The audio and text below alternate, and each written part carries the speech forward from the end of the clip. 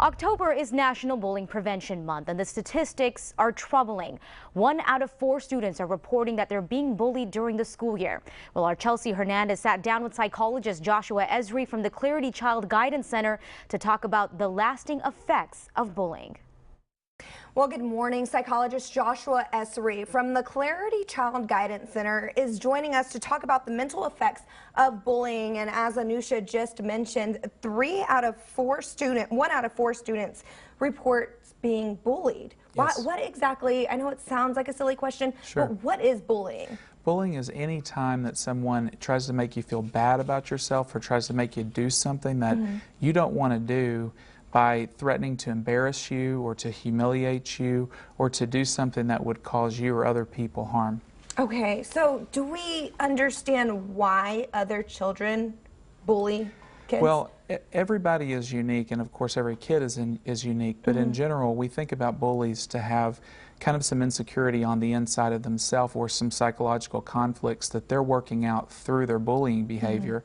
So in fact, maybe they feel very out of control on the inside and they're trying to gain control by manipulating or holding power over other people. Or in addition, they may have seen other people in their life that they've looked up to relate in these same ways. And kids tend to do what it is that they see others do. Exactly. So how, as a parent, how can you know if your child is being bullied in some way, shape, or form? Sure. So in general, any change in behavior is important to pay attention to as a parent. And it's also important to remember that as a parent, we need to be establishing relationships with our kids far before any kind of problems or bullying begins so that they know that they can talk to us. But in general, if you see your child's emotions changing in some way, maybe your child tends to be more calm and they're more angry or agitated, or maybe they are quicker to tears than usual, or things are upsetting them that don't make sense to you, that would be a good sign. Secondly, if you see that they're relating to you or their friend group is changing or the way that they're relating to other people is changing, those would be good signs to check in about. Okay, so paying attention to those small details. Now, as a parent, if you do find out your child is being bullied, how do you go about helping them?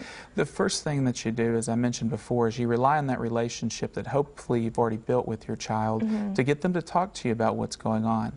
Secondly, I think it's important that they know that it's not okay that they are being bullied with you, and so you are going to do what you can to make sure there's supervision and there's accountability for people who are bullying them, which would mean that you need to reach out to the school if that's where it's going on and talk to school personnel, talk to school counselors and teachers so that there can really be supervision and accountability about what's going on with that. Okay, well, thank you. And October is National Bullying Awareness Month. Can you tell us about Clarity Child Guidance Center? Can parents reach out to your facility?